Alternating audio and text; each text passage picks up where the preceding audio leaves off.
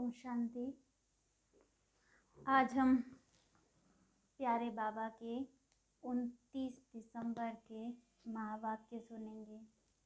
बाबा कहते, मीठे बच्चे, कोई कितना भी गुणवान हो, मीठा हो, धनवान हो, तुम्हें उसकी तरफ आकर्षित नहीं होना है, जिस्म को याद नहीं करना है। प्रश्न है, जिन बच्चों को नॉलेज मिली है उनके मुख से बाप के प्रति कौन से मीठे बोल निकलते हैं? उत्तर में बाबा ने कहा, ओहो बाबा, आपने तो हमें जीवदान दे दिया। मीठे बाबा, आपने हमें सृष्टि के आदि मध्य अंत की नॉलेज देकर सर्व दुखों से छुड़ा दिया, तो कितनी शुक्रिया माननी चाहिए, निकलनी चाहिए। प्रश्न है, अंत के समय बाबा के सिवाय किसी में भी रग न जाए, उसके लिए क्या करना है? उत्तर में बाबा कहते, बाबा कहे बच्चे, कोई भी चीज़ लोभ के वश अपने पास एक्स्ट्रा नहीं रखनी है।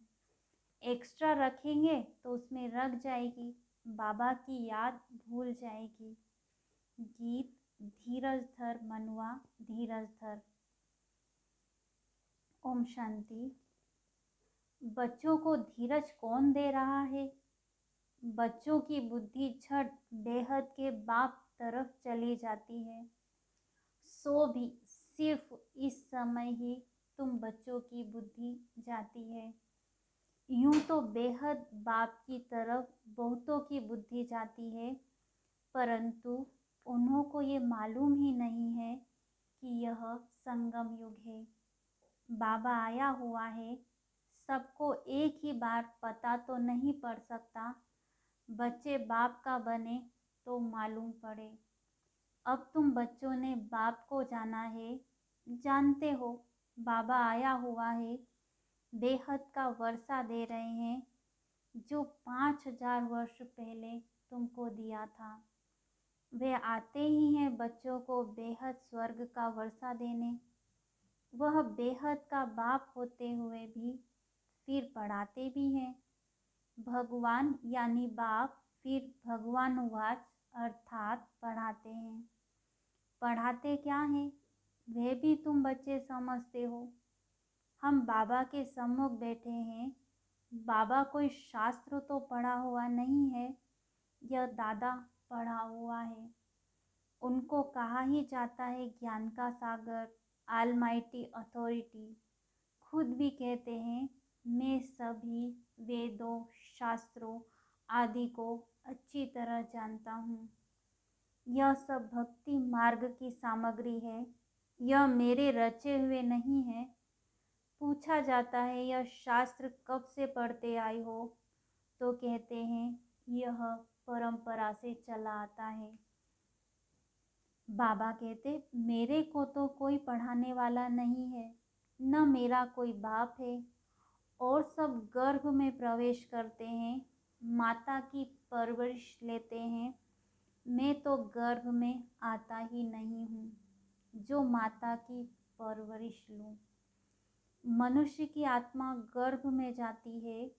सतयुग के लक्ष्मी नारायण ने भी तो गर्भ से जन्म लिया, तो वे भी मनुष्य ठहरे। मैं तो इस शरीर में आकर प्रवेश करता हूँ। ड्रामा प्लेन अनुसार कल्प पहले मुआफिक। यह अक्षर कोई भी नहीं जानते। कल्प की आयु का भी किसको पता नहीं है। बाबा ही बैठ समझाते हैं। मैं तुम्हारा बाप भी हूँ, शिक्षक भी हूँ, सद्गुरु भी हूँ। तुम जानते हो, यह बाबा मिल्कियत देने वाला है। बाबा स्वर्ग की बादशाही देने वाला है, नर्क की राजाई थोड़े ही देंगे। यह बुद्धि में रहना चाहिए कि बेहद का बाप हमको राजयोग सिखला रहे हैं। बाप स्वर्ग की स्थापना करने वाला है। कहते हैं, मेरी मत पर चलो, मैं तुमको स्वर्ग का मालिक बनाता हूँ। फिर द्वापर से तुम रावण की मत पर चलते हो। सतयुग में तो कोई मनुष्य की मत गति सदगति के लिए मिलती नहीं, न दरकार है। कलयुग में सब गति सदगति के लिए मत मांगते हैं। जानते हैं कोई समय स्वर्ग में थे, पावन थे, तब तो पुकारते हैं, हे पतित पावन, हे सदगति दाता, हमको सदगति दो। सतयुग में यह रड़ी नहीं मारी जाती। तुम जानते हो बाबा आया हुआ है, बहुत सरलता से राजयोग और सहज ज्ञान की मत देते हैं। उनकी श्रीमत है, ऊंचे ते ऊंचा है भगवान, उनसे ऊंचा कोई है नहीं। और वे हमारा रूहानी बाप है। रूहानी फादर होने के कारण वह रूहों को ही ज्ञान देते हैं। जिस्मानी फादर होने से बच्चे जिस्मानी नॉलेज उठाते हैं। इसलिए बाबा कहते हैं आत्माभिमानी बनो और बाबा को याद करो। कोई भी जिस्मानी याद नहीं रहनी चाहिए। तुम आत्मा हो। मनुष्य भल कितना भी अच्छा हो, धनवान हो, मीठा हो, तो भी देहधारी को याद नहीं करना है। एक परमपिता परमात्मा को ही याद करना है। कोई साहूकार का बच्चा होगा तो बाप को ही याद करेगा। गांधी को और शास्त्री आदि को थोड़े ही याद करेगा। सबसे जास्ती याद परमपिता परमात्मा को करते हैं। फिर कोई लक्ष्मी नारायण को, राधे कृष्ण को भी करते हैं। समझते यह होकर गए हैं, उन्हों की हिस्ट्री ज्योग्राफी भी है। ऊंचे ते ऊंचा है बाप, वे फिर आएगा, जरूर वर्ल्ड की हिस्ट्री ज्योग्राफी रिपीट होगी। कलयुग के बाद फिर सतयुग आएगा, परंतु यह सिवाय तुम बच्चों के और किसको भी मालूम नहीं है। सिर्फ कहने मात्र कहते हैं हिस्ट्री ज्योग्राफी रिपीट, समझते कुछ भी नहीं।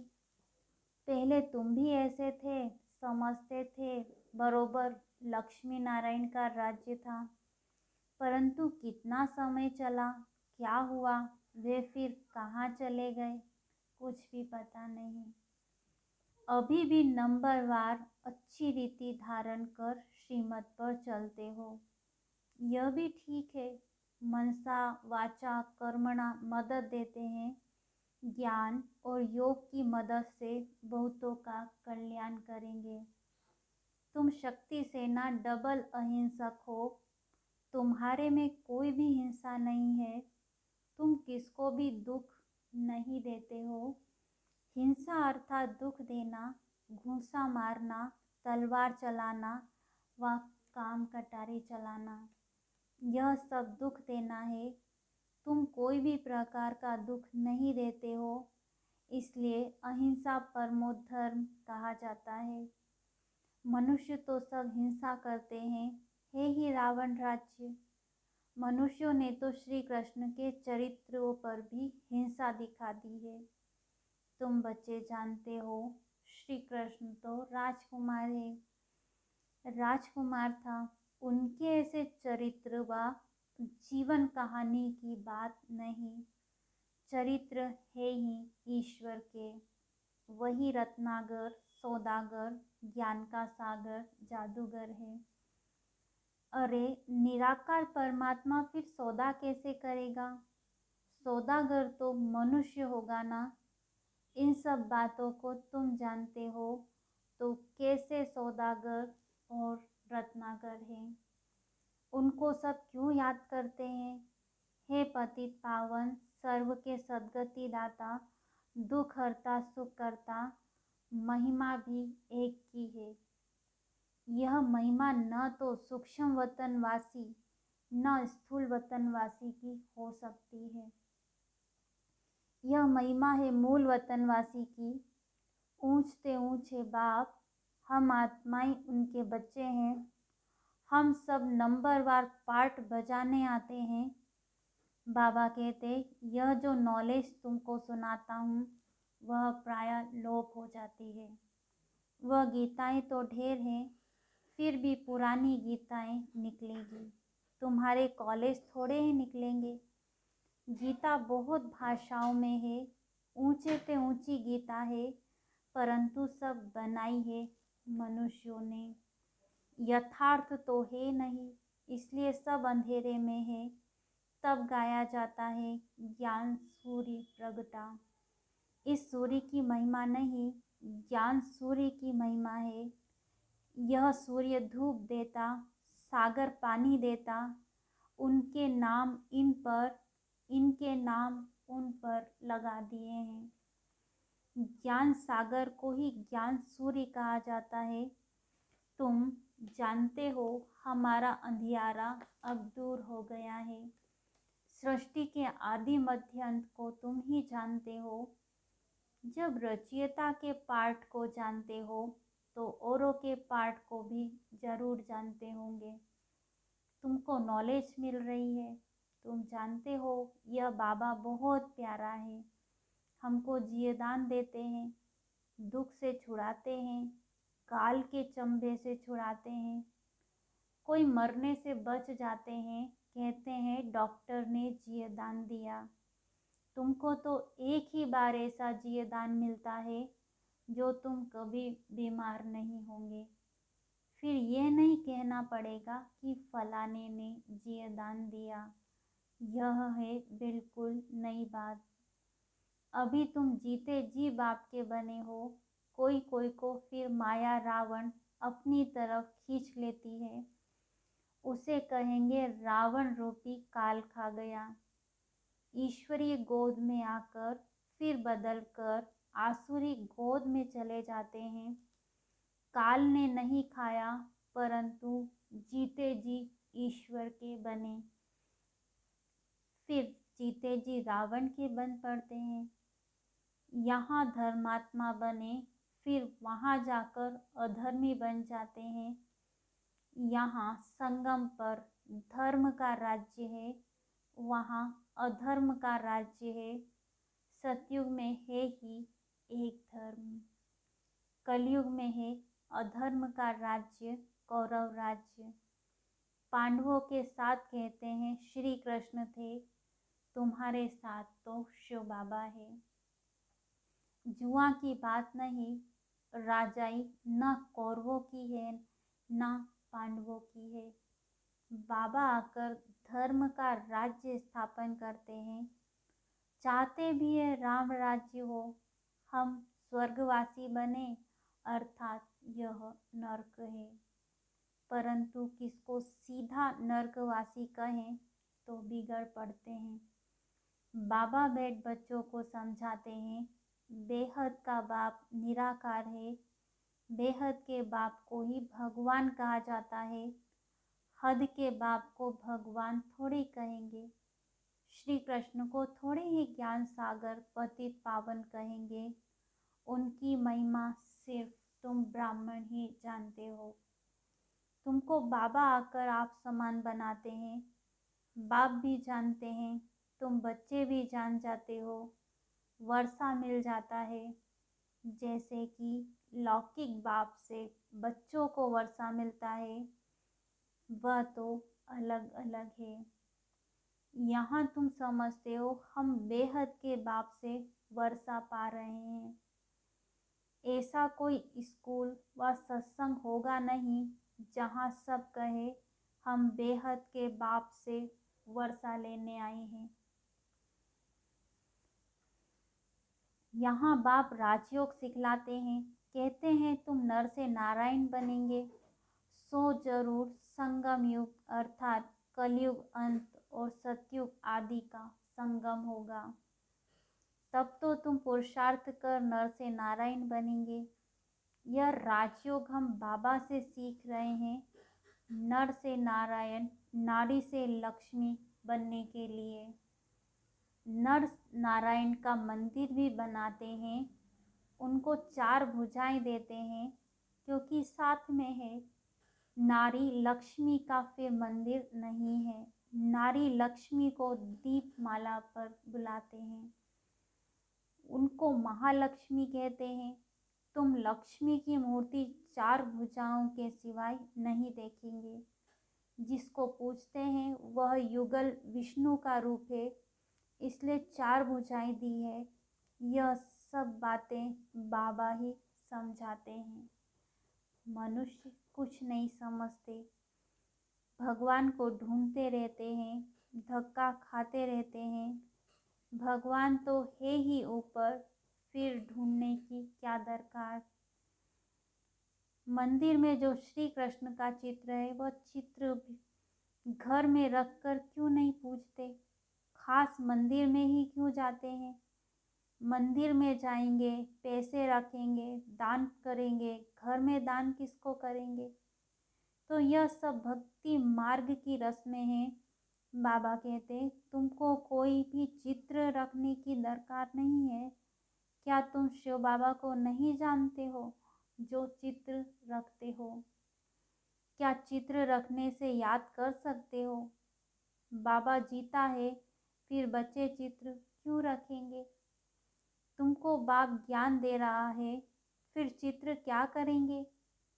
बूढ़े हैं, याद भूल जाती है, इसलिए चित्र दिया जाता है। बाकी और कोई भी देहधारी को याद करते रहेंगे तो अंत समय में वही याद आएगा। कुछ न कुछ रग है तो वह तुम्हारे पीछे पड़ेगा। भल कितने भी शिव बाबा के चित्र रखो, अगर रग और तरफ होगी तो वह याद जरूर आएगा। इसलिए बाबा कहते बच्चे पूरा नष्टो मोहा हो जाओ। किसी भी चीज़ में मोह होगा, दो चार जोड़ी जूते होंगे तो वह याद आएंगे। इसलिए कहा जाता है ज़्यादा कोई भी वस्तुएं नहीं रखो, नहीं तो बुद्धि उसमें जाएगी। सिवाय बाप के और कोई को याद न करो। लोभ होगा, लोभ होता है ना। हम अच्छे अच्छे वस्त्र रखें, दो चार जूते रखें, घड़ी रखें, थोड़े पैसे रखेंगे तो वह फिर याद आएगा। बाबा को मालूम होना चाहिए तुम्हारे पास क्या रखा है। वास्तव में तुमको कुछ भी रखना नहीं है, जो मिलता है वही रखना है। एक बाप के सिवाय और कुछ भी याद न रहे, इतनी प्रैक्टिस करनी है। एक बाबा के सिवाय कुछ भी याद ना रहे, इतनी प्रैक्टिस करनी है, तभी विश्व के मालिक बनेंगे। यह कोई भी नहीं समझते कि राधे कृष्ण विश्व के मालिक थे। सिर्फ कहते हैं भारत में राज्य करके गए हैं। जमुना के कंठे पर इनके महल थे, परंतु वह सारे विश्व के मालिक थे। यह सिर्फ तुम्हारी बुद्धि में है। बेहद का बाप बेहद का मालिक बनाने आया है। प्रजा और राजा में बहुत फर्क है। यहाँ तुम नर से नारायण बनने आए हो तो पूरा फॉलो करो। फकीर से अमीर बनना है, इतना पुरुषार्थ करना चाहिए, खुशी से पढ़ना चाहिए। अच्छा, मीठे मीठे सिकी लधे बच्चों प्रति माता पिता बाप दादा का याद प्यार और गुड मॉर्निंग। रूहानी बाप की रूहानी बच्चों को नमस्ते। हम रूहानी बच्चों की रूहानी बाप दादा को याद प्यार गुड मॉर्निंग नमस्ते। धारणा के लिए मुख्य सार: ज्ञान योग से सबको मदद करनी है, डबल अहिंसक बनना है, किसी को भी दुख नहीं देना है, नष्टो मोहा बनना है, किसी भी चीज़ में बुद्धि की रग नहीं रखनी है, एक बाबा की याद सदा रहे, इसकी प्रैक्टिस करनी है। वरदान: ब्राह्मण जीवन में याद और सेवा के आधार द्वारा शक्तिशाली बनने वाले मायाजीत भव। ब्राह्मण जीवन में याद और सेवा के आधार पर शक्तिशाली बनने वाले मायाजीत भव। डिटेल है: ब्राह्मण जीवन का आधार है याद और सेवा। अगर याद और सेवा का आधार कमजोर है तो ब्राह्मण जीवन कभी तो तेज चलेगा और कभी ढीला चलेगा।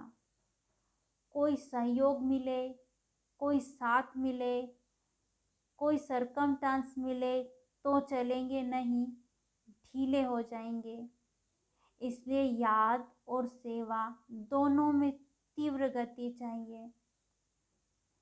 याद और निस्वार्थ सेवा है तो मायाजीत बनना बहुत सहज है। फिर हर कर्म में विजयी दिखाई देगी। स्लोगन: विघ्न विनाशक बनना है। विघ्न विनाशक वही बनता है जो सर्व शक्तियों से संपन्न है। विघ्न विनाशक वही बनता है जो सर्व शक्तियों से संपन्न है। आज के अव्यक्त इशारे की पॉइंट है, बाप दादा का सभी बच्चों से प्यार है, इसलिए कहते हैं कि बच्चे अपना वर्तमान और भविष्य निर्विघ्न बनाओ। संग दोष में हद की प्राप्तियों की आकर्षण में नहीं आओ। ऐसी ऐसी बातें समझदार बन के समाप्त करो। बाप दादा मदद करेगा, लेकिन कौन सी दिल? सच्ची दिल, साफ दिल हो तो मुराद हासिल। करके देखो दिल से। सच्ची दिल और मुराद हासिल नहीं हो, ऐसा हो नहीं सकता। अच्छा, ओम शांति।